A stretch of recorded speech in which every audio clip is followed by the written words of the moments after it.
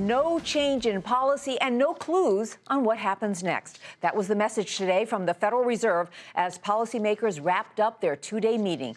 The central bank is keeping interest rates at 0% and gave no indication about its plans to trim back on its economic stimulus program, saying that the U.S. economy is growing at a, quote, modest pace. There was more proof of that earlier today as the government reported the nation's gross domestic product, or GDP, picked up a bit in the second quarter, growing at an annual rate of 1.7%. Now, that was better than expected, but still pretty weak.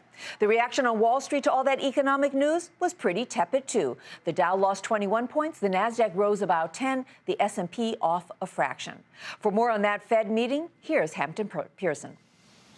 For now, the Federal Reserve will keep buying $85 billion in mortgage and Treasury securities per month in its ongoing effort to bolster the economy. Some Fed watchers, however, were disappointed. Ben Bernanke and his fellow monetary policymakers refused once again to give any hints when tapering might begin. Good morning. I did expect that they would have talked a little bit more about the program starting to taper. So that was the thing that was missing. I think a lot of us expected that they would at least provide some kind of clarification on, even if they didn't give the exact details. Policymakers say the economy is expanding at a modest pace, a slight change from June when the recovery was called moderate. The Fed is concerned about higher mortgage rates impacting the housing recovery. The latest GDP report shows it expanded at a faster than expected 1.7% annual rate in the second quarter, and consumer prices holding steady, the core rate of 0.8%, well below the Fed's 2% target. The FOMC statement characterized inflation concerns this way. The committee recognizes that inflation persistently below its 2% objective could pose risk to economic performance, but it anticipates that inflation will move back towards its objective over the medium term.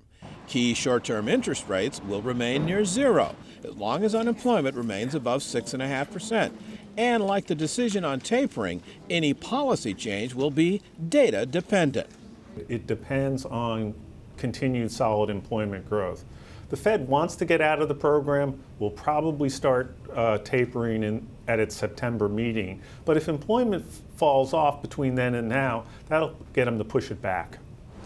2 more months of jobs data, starting with the employment report on Friday, should give policymakers a much clearer picture of just what's happening with the jobs market by the time the Fed meets again in mid-September.